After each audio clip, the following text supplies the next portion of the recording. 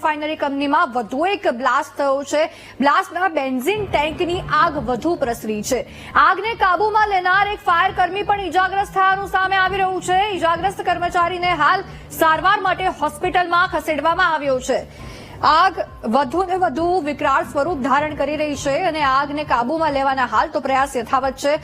સંવાદદાતા માનુ આપણી સાથે ફોન લાઈન પર છે. માનુ, હાલ આગનું વિકરાળ સ્વરૂપ જોવા મળી રહ્યું છે અને ફાયર કર્મી પણ ઇજાગ્રસ્ત થયાનું સામે આવ્યું છે. શું અપડેટ છે આ બ્લાસ્ટને લઈને જણાવશો?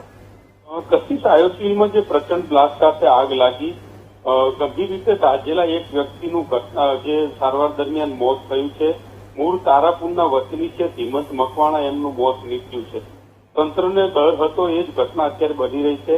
સાંજના 7 વાગે આજુબાજુ આગ ઉપર આંશિક કાબુ મેળવાયો હતો, પરંતુ જે એક ટેન્કની આગ બુઝાવવા જતાં બાજુની બીજી ટેન્ક છે એમાં પણ આગ લાગી અને વધુ એક બ્લાસ્ટ 8 વાગે થયો છે. બીજી ટેન્કમાં પણ આગ લાગી. આગ પ્રસરતા જ જિલ્લામાંથી અન્ય ફાયર બ્રિગેડને બોલાવવામાં આવી છે. મેજર કોલ જાહેર કરવામાં આવ્યો છે. અમદાવાદ, આણંદ, અંકલેશ્વર, હાલોલથી ફાયરની ટીમો છે એમને બોલાવવામાં આવી છે. અત્યારે આ ટીમો રવાના થઈ છે.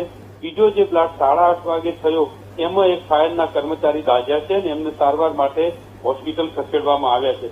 આમ આગે વિકરાળ સ્વરૂપ ધારણ કર્યું છે. ફરીવાર આગ લાગી છે અને એના કારણે અત્યારે તંત્રની મુશ્કેલી વધી છે. આજુબાજુના વિસ્તારમાંથી જે ફાયર બ્રિગેડની ટીમો છે એને બોલાવવામાં આવી છે અને એની મદદ પણ અત્યારે લેવામાં આવી રહી છે. જી કર માનો, આગ લાગવાનું કારણ શું સામે આવ્યું છે?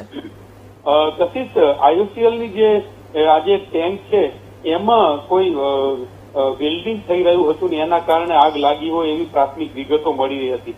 સાચું કારણ તો ત્યારબાદ જાણવા મળશે, સમગ્ર તપાસ થશે ત્યારે.